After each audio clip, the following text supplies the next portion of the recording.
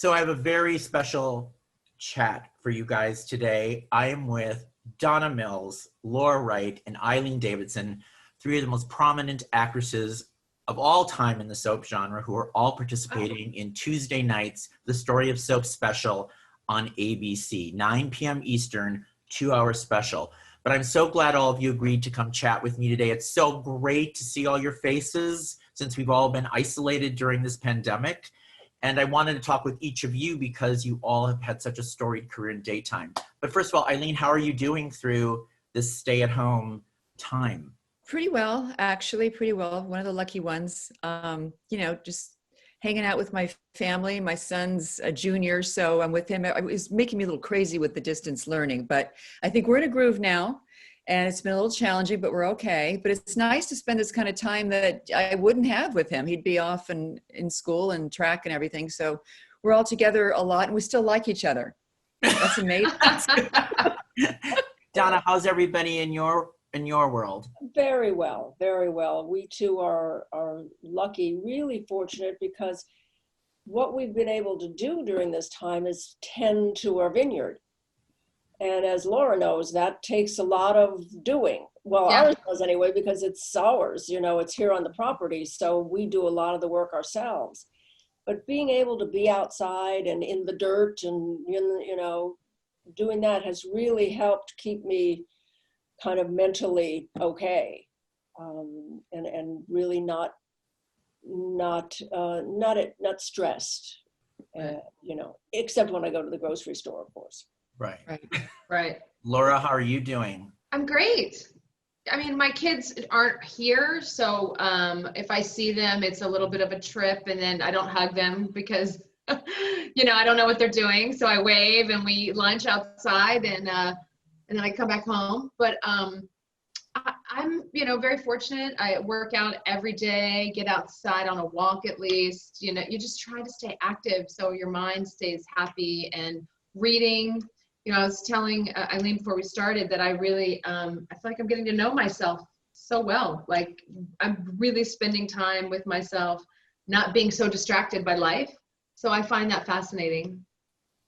So, I wanted just to go kind of over your soap resumes. Eileen, Y&R, Santa Barbara, B&B, Days of Our Lives, such a body of work that you've had.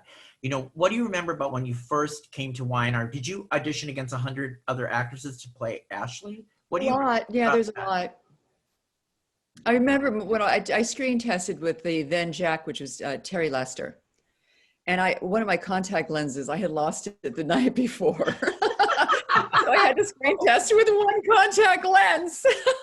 I had to walk downstairs and I was like, it was a miracle that I got that job. But I mean, with Terry Lester, because the relationship between my character and his on-screen siblings was it was very, like this, like it still is today.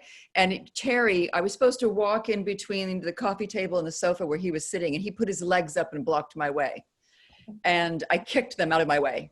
And that's probably why I got the job, because it kind of set the tone for the whole rapport that we had. Did it change when you first came to soaps, and what was your initial reaction to the soaps? Like, what did you think of soaps at the time you got your first job on them? Are you kidding me? I was so happy to have a paycheck. I was like, yay! Yay! I don't have to wait tables anymore. It was just awesome. It was great. Except the one thing that Bill Bell always did, I don't know if anybody remembers this, he always had people singing on the show.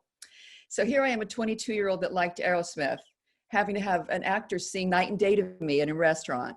And I found that so embarrassing. Even though I was like acting, I'm like, okay. I was going to break up the song.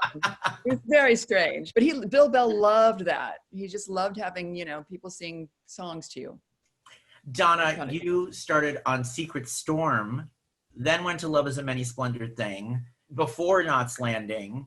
In your first gig on Secret Storm, you were a reoccurring character. Yeah. I was a nightclub singer.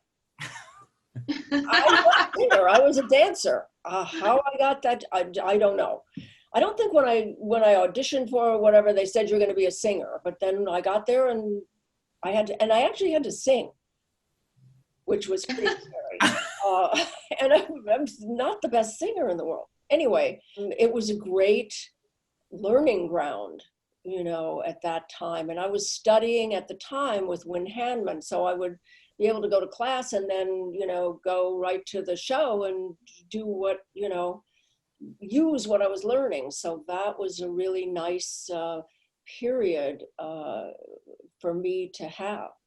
But were you like, oh, I'm doing a soap, that's a great thing because it's a gig, or you didn't have any, or did you have a perception of soaps at that time? Like, No, I mean, I was glad to have the job, you know. And then when I did Splendid Thing, we put that one on the air. So that was a big deal. That was a big huzzarai because it was a new soap, and Fred Silverman, you know, it was his baby and he wanted to put it on the air and that. So that was really nice. It was a big deal. and then Laura, I was like, who is this pretty girl, Laura Zisk, on Loving and then the City? Oh, and yeah. you were this young, you were like, everybody was like, who's this actress? Well, I wasn't an actress. I was working at my dad's gas station and managing a tanning salon, and auditioned on a fluke on videotape. And they called me in for a screen test with 8 other girls. And I watched the show Loving religiously. So when I'm in the green room and all the actresses are running lines or trying to figure it out, I'm just staring at every actor that comes in the room that works on the show. I took my disposable camera with me and took pictures with everybody because I'm like, oh my God, I'm never going to see these people again.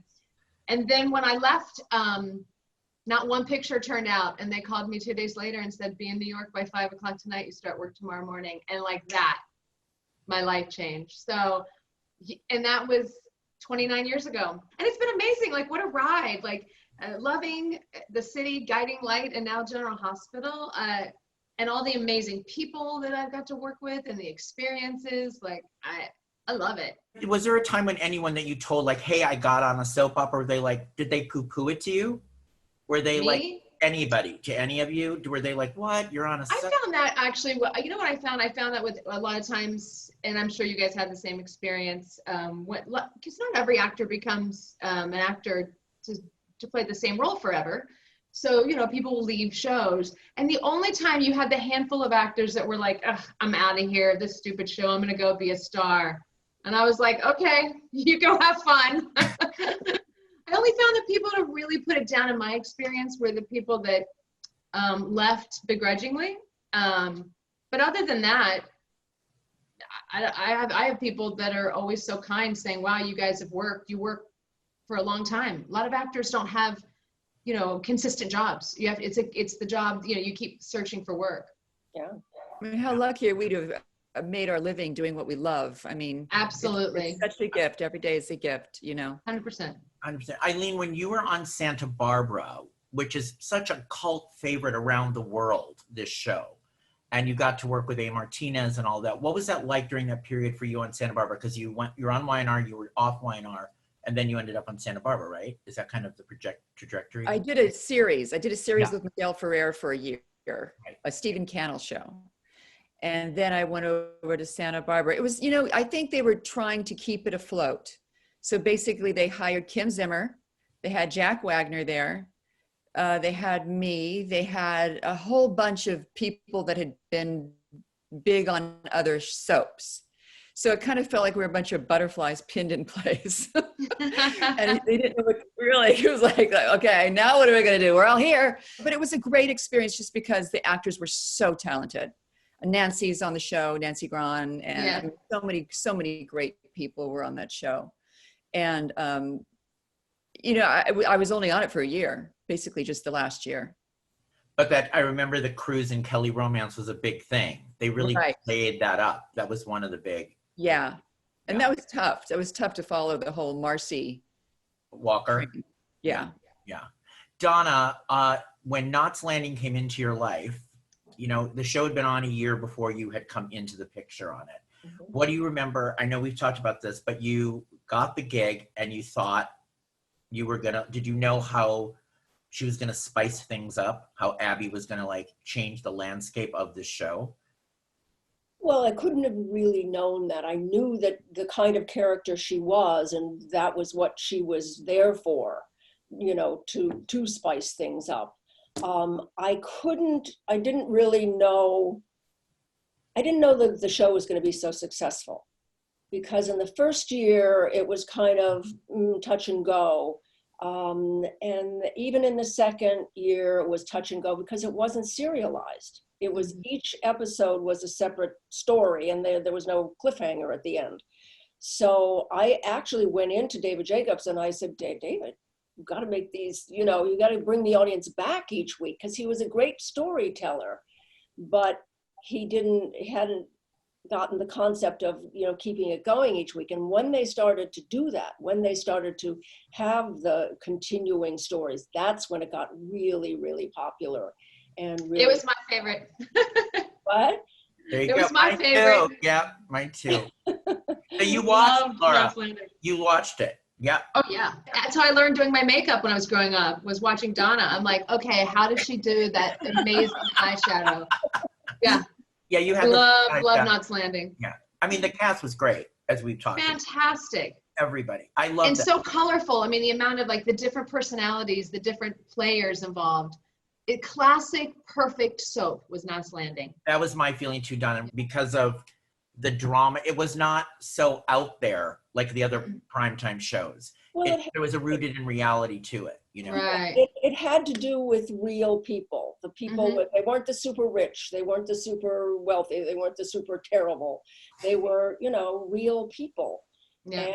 And I always thought David Jacobs was a really good storyteller, so that he used those people and they had depth.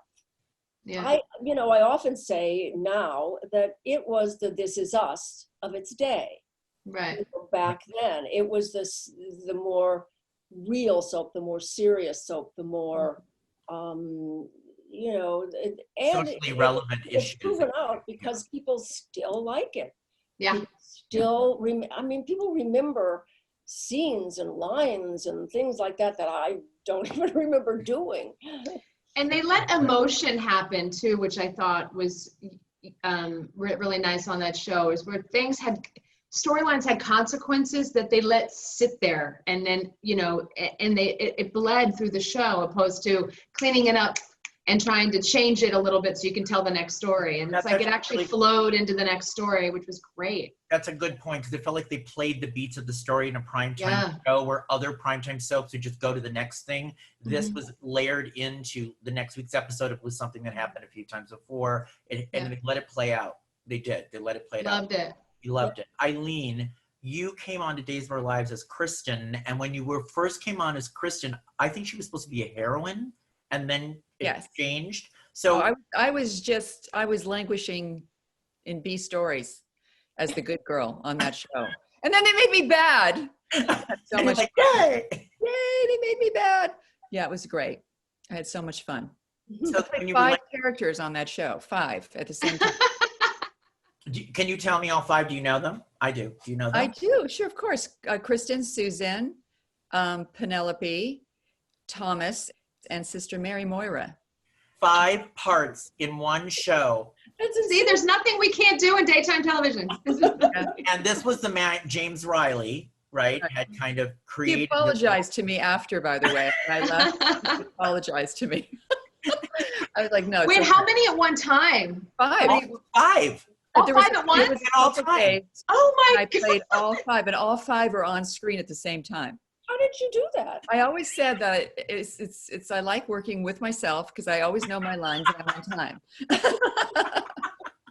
Well, that's a compliment to you, because they handed. I mean, I remember Eileen going through it. Remember, we had talked. There was at one point it was just so exhausting. Oh, it was exhausting. I remember you were just I see like pictures exhausted. of myself. I look like I look like the death. I was exhausted towards the end of that run.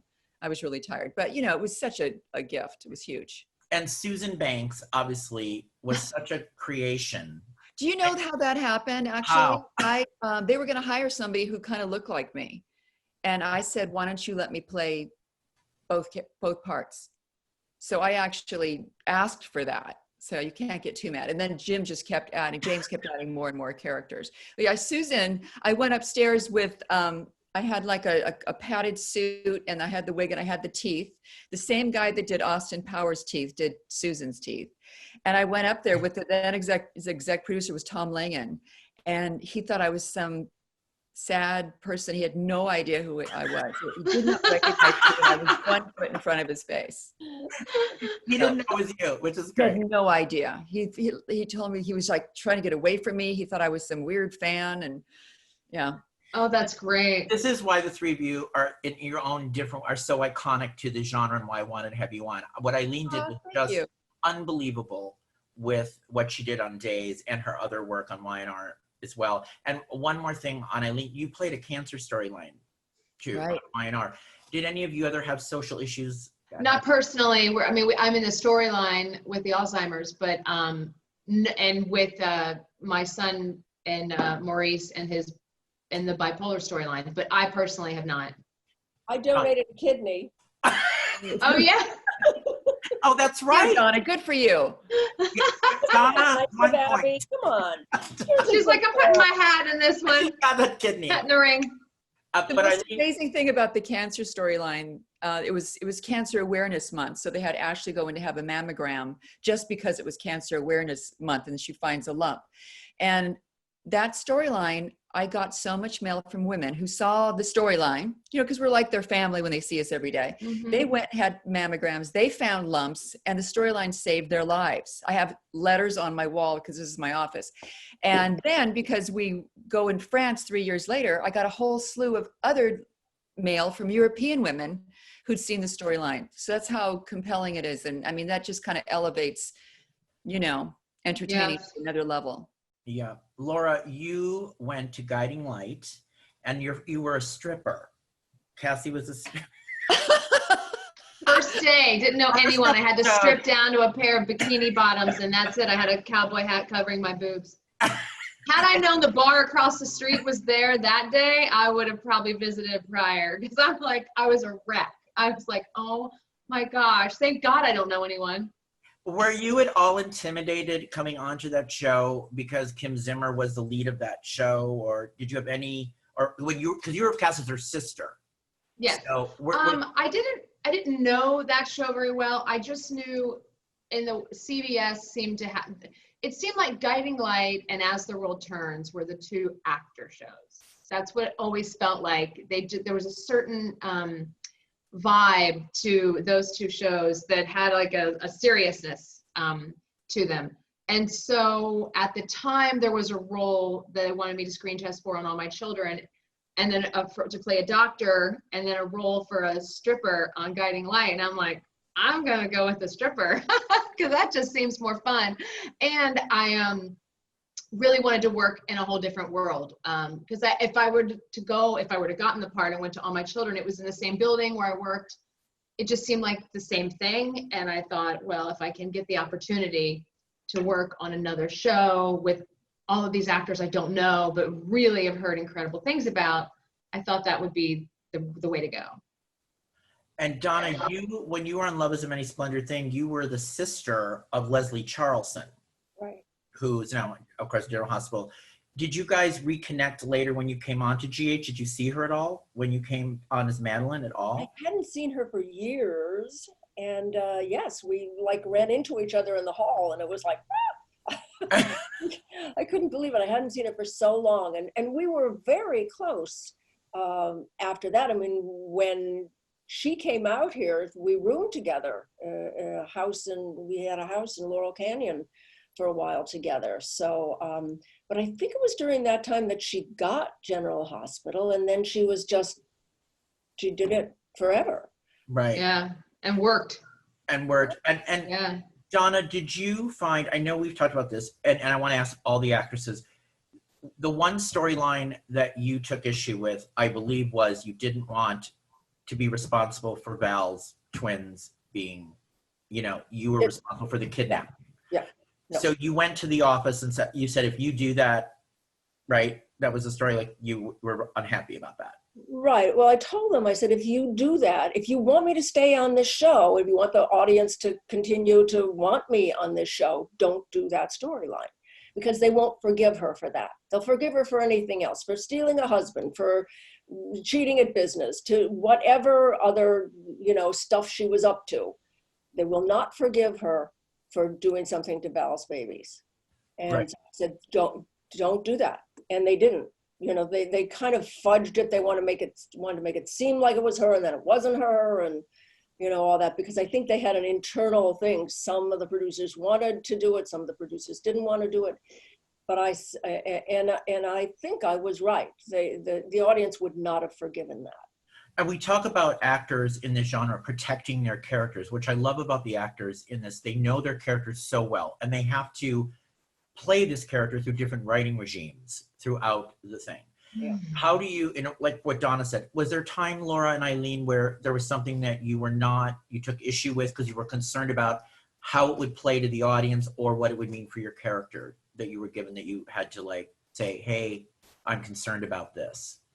Yeah, I mean, definitely. Sure. I mean, I think I was more adamant about it when I was starting out. Frankly, I was more, my character wouldn't do that. And I've kind of realized that you can my character yourself into a corner. Because then there's, and out of a job. If your character will do A, B, and C, you've lost the rest of the alphabet. So I've kind of opened up my mind about that. But there's certain things, like there was a story about, it was on Santa Barbara actually, where my character was supposed to be handling this, being impressed by this gun. I had a real problem with that. And I said, I don't want to be frivolous about this gun and how they were writing it. So there were certain things that just felt morally like I just couldn't go there. And that was one of them. Laura, I know we've had so many conversations over the years, and you're such an actor's actor. You always try to make everything work, usually. Well, I find a lot of fun in exploring where most people would get afraid or not want to. I'm like, because I find that's where the story is. I feel like, you know, when I worked on Guiding Light and they had me fall in love with my dead husband's brother, who was evil and who's the reason why my baby had died, and he was, you know, all these things that everyone was like, she would never. And the second that someone said she would never, I'm like, I absolutely have to now, because the journey of why she fell in love with him is the story. If you play the beats of, I can't, but I want you, I hate you, but I can't stop thinking about you. Like, I find that to be fascinating. However, I have had a couple times where I'll go up and say, I want to tell this story for you. I just don't understand. Can you help me help you, and so we can walk through what my problems might be and maybe adjust it. I don't do that a lot, but I have probably maybe 4 times in 15 years gone up and said, I want to give you what you're looking for, but I don't know how to get there with this script. And then you just kind of work it through with the writers, and it usually comes out being great. Donna, when you came to daytime again to do General Hospital as Madeline, it was difficult to get into that rhythm and pace of how they shot now compared to what you had been used to doing. I am assuming it was probably very challenging. Yeah, it was very hard, because when I did, Love Has Many Splendored Things, Secret Storm back in New York, we used to have a whole day beforehand to rehearse. We'd come in the afternoon, go into the rehearsal room, block it, rehearse it, cut it, work it. And so you had all that. I mean, so when you went in to shoot the next day, you felt like you knew what you were doing. At least I did. Yeah.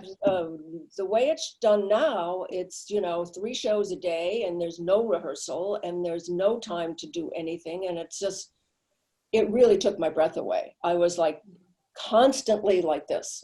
I'd drive home from shooting all day and I would go, I have no idea what I did today. I have no satisfaction that I did good, that I nailed it. Those days when you just go, well, I got that, I nailed it. I never had that. Working with some of the loveliest actors in the world, Laura included, that was all wonderful, but it was just that lack of rehearsal that I didn't like. Eileen, do you think there are certain actors that are more attuned to being able to handle the pace of daytime and being able to do that? Oh, yes. I mean, you have to, it's not for everybody. Yeah. That pace it's hard. It's very and hard. It does feel like creatively, like you're somehow like, and sometimes there's such a reward in nailing it when you don't have much time. And sometimes you have to rise, not sometimes, you have to rise to the occasion a lot. And it's not for everybody. I found it quite exhausting, that too, because just artistically sometimes. I find the same way. I think a bit of the difference is as well is that we've kind of gradually got there in the working process where Donna came back and it was like thrown into the frying pan, which makes it huge. I mean, it's shocking for those of us that are gradually getting there over the years. So I can only imagine. It's hard. I mean, when you have 3 shows in one day and it's like 2-person scenes. It's one thing if you have a wedding stuck in there, you're just in the background, that's one of your shows, but 2-person scenes of 3 shows in a day, that's a lot. I had so much dialogue a couple of years ago. I was just on camera. I said, I feel like I'm being given a test every day and I'm flunking it. It's like, are you kidding me? It's a high pressure job, right? It's a high pressure gig that I think is suited for some people that can handle it, but it's such a high pressure job. And I don't think those that aren't in the industry and aren't familiar with it really know kind of the inner workings of it. And I wouldn't even say handle it. Like I would say some people work that way and they can adjust to it. And some people, because their brain works differently, you know, because I know a lot of people that are incredible actors, but they just will not, they just can't adjust to that pace because of how their process is. And that's just, you know, it just is what it is. And they're incredible. Absolutely. Yeah. I mean, it is a different pace. So it's a real loss to our genre, I think, because there's a lot of people that would probably be great, but because we have to work at this pace, they won't do it, you know? And the discovery in rehearsal, like Donna said, the rehearsal is where the magic is. I mean, that really is where you find, and even if you're not getting the rehearsal, being able to do it probably 4 or 5 times over and, oh, let's do it one more time. I think or adjusting to notes and stuff, which if we even get notes anymore, but adjusting to notes is the gift of the fun, you know, that it's just not there. I mean, we're grateful for jobs and it's incredible to still be able to make magic in this world. But the rehearsal time is magical for us as actors, you know. The fans are such an important part of the genre. There's really no genre like soaps. There's such a connection to the actors and the characters and the fans. There really isn't. I don't see that same kind of passion and dedication. Loyalty, yeah, that you see. Donna, was there a fan moment in your life that somehow touched you so much that somebody came up to you? Or were they, you know, even though she was Abby and she did not so nice things. Yes, she did. No, not good. You know, I think the fun part for me back then was when people would be kind of standoffish. You know, they'd be totally. That'd be Laura. She'd be so excited to I'm being really nice to this person. Why are they like not being nice back to me? And I finally realized they're afraid I'm going to take their husband. Right. They think I'm going to do something bad to them because they think I'm her. You know, so it just made it all the harder to try and be nice to fans and be nice to people because they really thought she's going to do something bad. Eileen, did you have, I mean, you've done some bad things as your characters on Days. Right. Was there any time nobody came and slapped you in a supermarket or anything? Hey, I've had a few stalkers. That was primarily because when I was first brought on, I was brought on for John and Marlena. I came between John and Marlena. Don't ever come between John and Marlena, okay? Yeah. Don't do it. Have an inclination, don't go there. So I had literally a fan that they had to take out, security took out, because she'd been sending me threatening letters of taking my life with knives. And then she mentioned that she'd seen me at a soap opera event. So the next one, they were there and they saw her and they took her out. And she was screaming, I'm harmless. I'm like, bye, bitch. She was scary. Oh my God. It wasn't because I was mean. It was because I was intruding into somebody's super couple. Which is crazy to me. When I worked on Guiding Light, I remember they almost put me with Paul Anthony Stewart, who played Danny, and he and Michelle were the super couple. and I couldn't get over, like I was at an event watching I think Paul was singing at some cabaret, and we were in New York City, and a whole bunch of us were with fans in the audience, and there was a group that were trying to like push someone into me and throw drinks in my face. And it got back to me, and I'm like, I don't really want him. Like, I couldn't believe that. That was the first time I had that. And then I remember when I was leaving Guiding Light, and they really wanted me to stay, and they were like, yeah, we're going to do the storyline. We're going to put Cassie with Josh.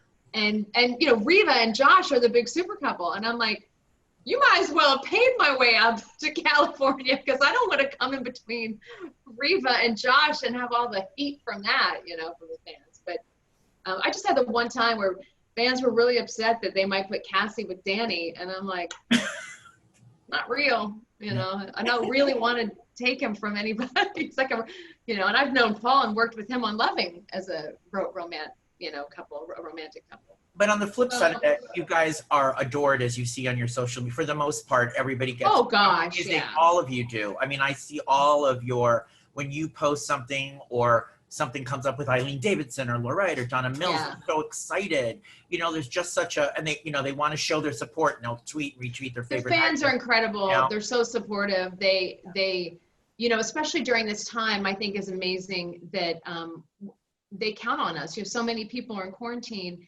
and having that hour every day to bring us into their living room, it is a gift for them. And I can't wait to get back so we can keep making TV magic for them. But I think it's really important. I really do. And it's generational. People are, you meet people at events that they're still watching with their grandmothers, their mothers, and they're bringing their kids on. So it's a family affair. It really is a family.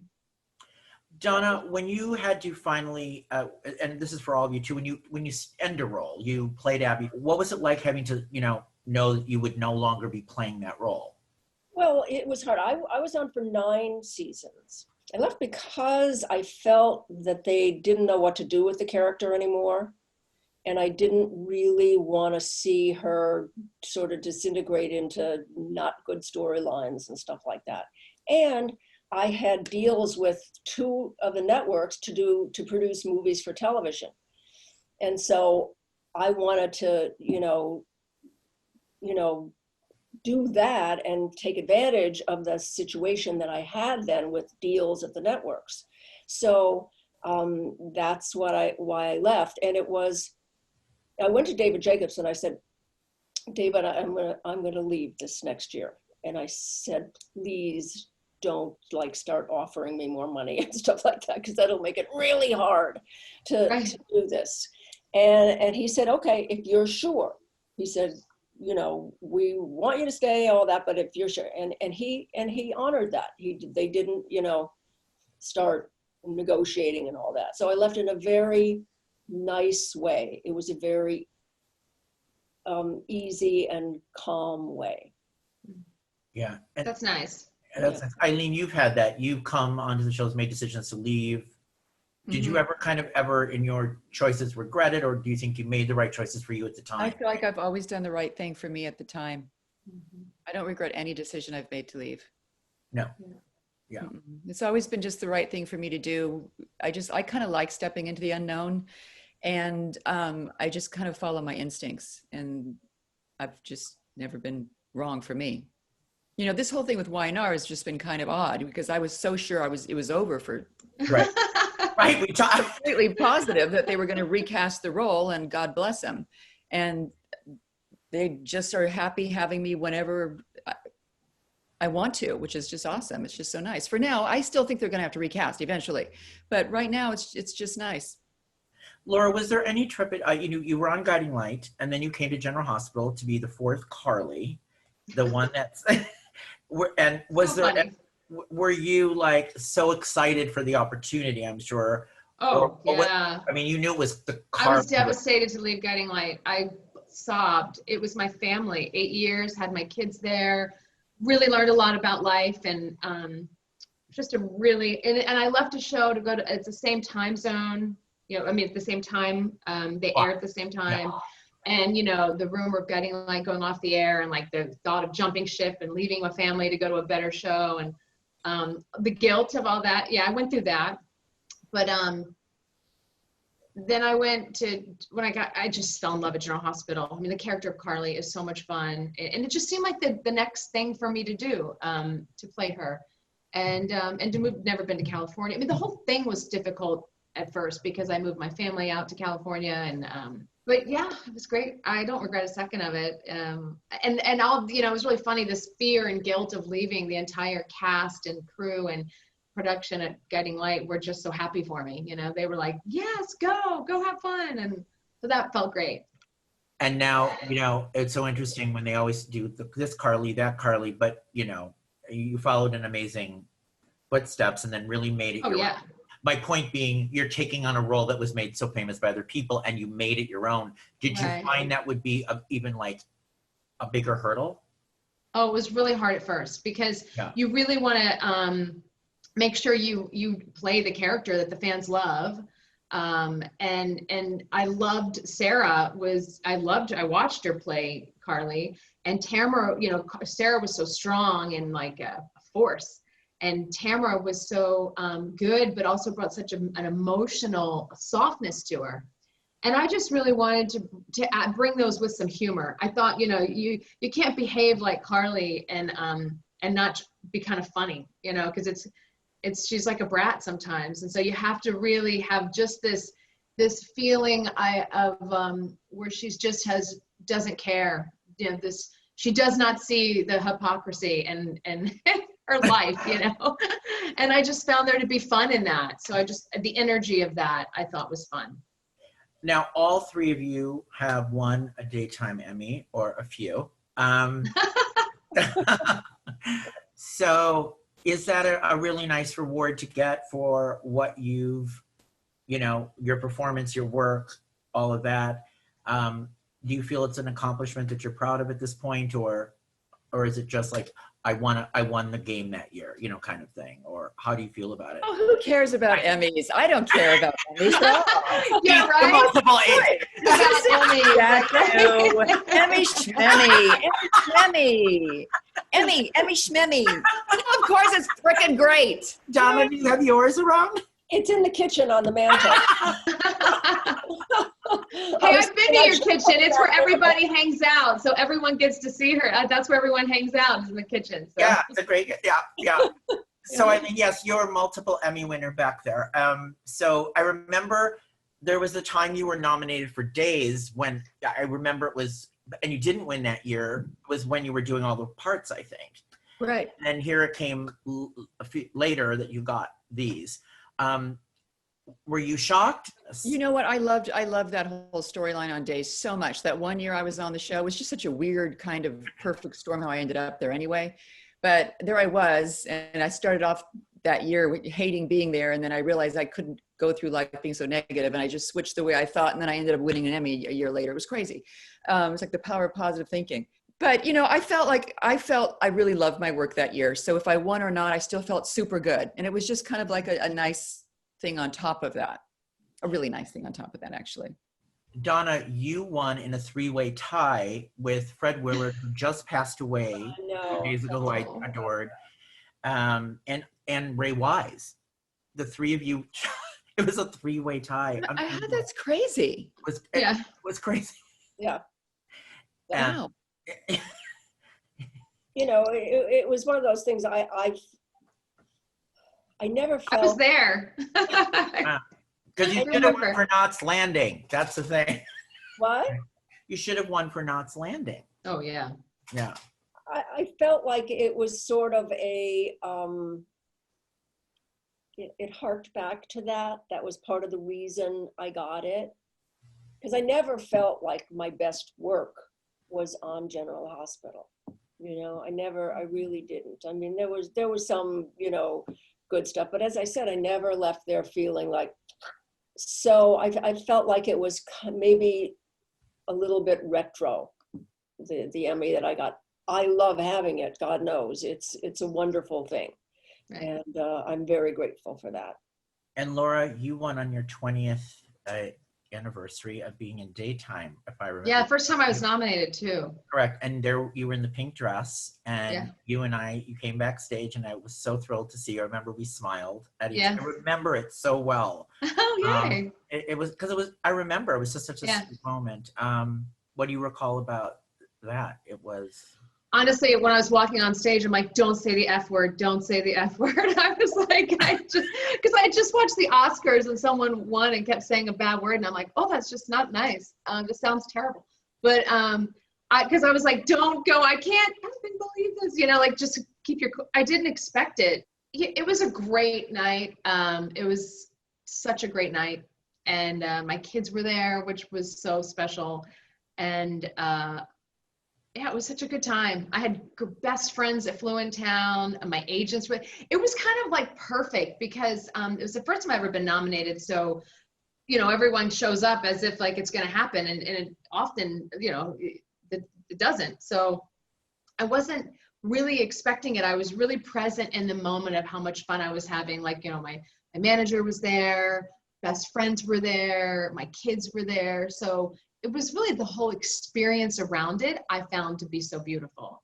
And I also now, after being nominated, a few times, I see how it dwindles down. I love the process. I love showing up to the Emmys and seeing everyone's pretty dresses and faces. Crazy enough, I love watching the Emmy reels and seeing what people want to, that submit and show up. I find it to be a really fun club to be a part of. And I love it. I love the Emmys, Emmy season. I missed when they were in New York. They were this incredible. When I worked in New York. So good in New York. We're Oh so my good in God. New York. Radio And when I station. worked there and all the California actors would come in, it was always in May, and there was like, it smelled fresh and pretty because, that it was raining a lot, and then it'd be sunny, springtime in New York. It was just a great, I don't know. I love being a part of the club of the Daytime Emmys. And I'll support it as long as I possibly can. And we'll see how it comes out this year. I know nominations are supposed to come out soon. We'll see how this all plays out digitally.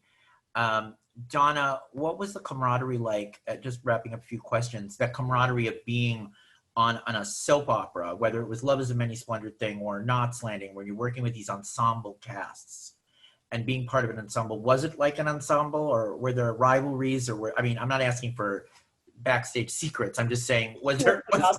Yeah. Give them away, Donna. Come Go on, ahead, give them to Donna. us. What Those bitches. I mean, really. but I know you get along well with Michelle and Joan, obviously. So, but By the way, I have to say, Joan played my stepmother that's right. on Y&R, and I love her. I And know. she played my husband's sister. Gloria. She played Gloria. She Yeah. played my husband's sister on Bionic something years ago. Anyway, I loved working with Joni. I loved her so much. She's great. She's just great. great. I adore Crazy her. as all get out. I but adore her. I adore her so much. Yeah. But it was a, Knots Landing particularly was really a family, there's no, bad stuff there. Everybody really worked together. They set up a really wonderful situation where we would go in the beginning anyway, once a week, sit in the producer's office and read through the script with the writers there, so that we could give our notes to the writers. We could say to the writers, I didn't like that, or I love that, or whatever, and they would work with us.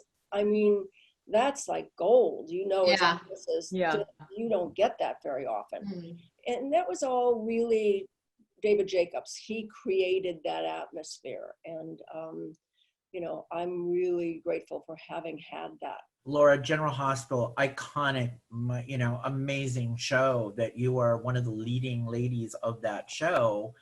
Can't believe that. And working. Gas station girl here. Yeah. Yeah. When you think about it, look at and even the story with Maurice and Max Gale, the Alzheimer's storyline, which you're in a part of, and working with Steve Burton and all the other stories you get to tell, and Chloe Lanier and your rivalry, all the things. So fun. You have a moment like, this is so, do you go home and this is pinch yourself? What? Oh, there's so many times that I'm on the set there, and I'll be waiting, to go on, and I sit up on set and watch, or I'm in rehearsal and I'm waiting for blocking in the morning. and the boom operators and the director. And I sit back and I'm like, I cannot believe this is my job. Like, and then I'll be in my dressing room and I'm like, this is my life. I'm an actor on a soap opera, and I have been for years. Like, there are many times recently in the past probably 5 years where I stop and I'm just blown away still by how one decision of changed my life and has continued to change it. And I love it. I mean, I love the people I get to work with, that I get to learn from. And I get to discover my own limits, right? You know, like it's like we said, like Eileen and I relate when I was younger, and I could say, I wouldn't do this, or I wouldn't say that, or I don't get this. And now I'm like, all right, let's see how open and how far we can go, because why not? What are we here for? If we're not here to just blow it up and really discover so much about ourselves. So yeah, it's been one hell of a ride.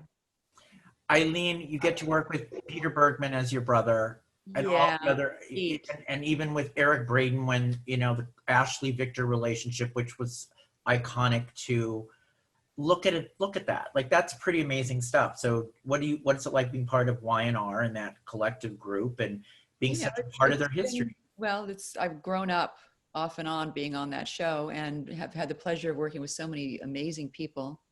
And it was, especially when I first started with Jerry Douglas and Beth and Terry. I mean, it really was a family, because they were on first. The guys were on first, and they just took us in, and we used to go out all the time and have parties and play piano and sing. And they're doing that more now on the show. They're kind of going over to the Grove a lot during lunch hours. Yeah. And everybody's kind of hanging out a lot now.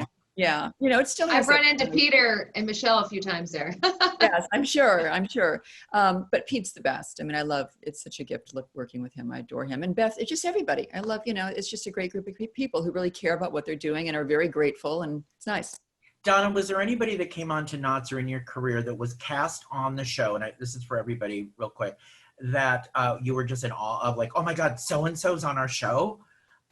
You know, and there were so many people on Knots Landing that came through, like Alec Baldwin and Howard Duff, and there were so many. But Ava Gardner.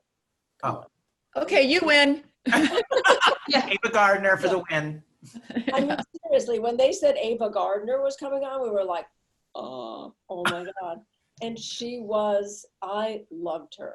She was a broad, you know, she was, you know, this absolutely glorious looking woman. And she still was then. She didn't think so, unfortunately, but she was. She looked incredible. But she was just down and dirty and really, you know, she was great. I get to say Donna, because when I found out Donna was coming on General Hospital, I was like tweeting, and I'm like, oh my God. And all my friends that I grew up with were like, oh, are you kidding me? I'm like, And then when we got to do the movie Joy together, which we spent so much time together, it was so fun. We had a really good time in Boston. We had to go there a couple times for that. The David O. Russell film, right? With Jennifer. Yes. Yeah. Yep. Yeah, we definitely had a good time on it was the coldest time ever in Boston, and freezing. Yes. And we were there for about a week, a couple days once, and then a week, and so it was a joy to have, no pun intended, to have Donna come on to General Hospital. That was a big treat for me. Eileen, did you have anybody that was like, oh my We've had so many people, so many. I mean, really, it's a long list. But I mean, Smokey Robinson, I believe, was on the show. In closing, Donna, what's the one thing you would say to people that is the wonder of soap opera? What do you think it is? It seems to me that it gives the audience a place to, it's going to sound strange, live. They come into that television, they go into that show, and they live in that story, in that place that they're watching that show. And that show becomes that important to them. And it fills up a big void in their life. And it's very important for people to have that. And I think it's why they're so loyal, why they're so adamant about their stories and seeing them and, you know, being there for them. And I think it fills a real need for the television watching audience. Laura, what do you think? Well, I think that's great. I think you're Yeah. right. I think the loyalty of the fans is unlike any other. We come into their living room every day for that hour, and they feel connected to our world. Like it's true to them. It's like we laugh at the people that get upset when we do bad things or they get mad, but they really feel that passionate about it because they're invested, and they care that much. And it's 5 days a week. Like I imagine like the shows I get attached to when I stream, like I binge just, you know, and watch a show, and I feel like I'm sad when it's over. I just imagine it 5 days a week for someone's whole life. Well, because it means so much. They become so attached. Yes. You know, it's such So attached. It's such a lifeline for so many people. Really, especially during this time. Yeah. That's why getting us back in and getting more content, because so many people are, even when things start shifting soon, you know, or not, people are still inside more than they ever have been. And there's already so many no's out there right now that they want to know that they have that comfort of their stories every day. Eileen, what would you say makes this genre so unique and special? Just what both the other ladies said. I mean, we're in their living rooms every day. They know us as family. They think they know us in real life as well. And I've just really come to the conclusion that it's such a privilege to affect people in that manner. I mean, it's such a privilege that people care so deeply about what we do, and that so many of them name their children after our characters. Yes. And they have milestones. So they have, I went through college watching, I remember, it reminds me of college every time I see you, because they've lived it, and it was like their escape for a certain amount of time. And as they had to go on to other jobs or whatever, they still hold that time very dear to them. So it's just such a great honor to be so important to so many people. Yeah, and I can speak from experience too. Like, I know that watching each of you at different phases of your career at different times in my life helped me get through a difficult time that I'd be dealing with. And that's why I'm so thankful to have all three of you here. You all in my heart have a unique place. And I think so many people out there feel the same for them. You know, what you brought to them, the joy you brought to them through your performances, and then getting to know you as people too. They're able to do that through social media in hopefully mostly positive way. There is the negative stuff that goes on, but right. Which we won't go into. But I do think your contributions have been pretty amazing to this genre. So thank you, Eileen. Michael. Thank you, Laura. Thank you.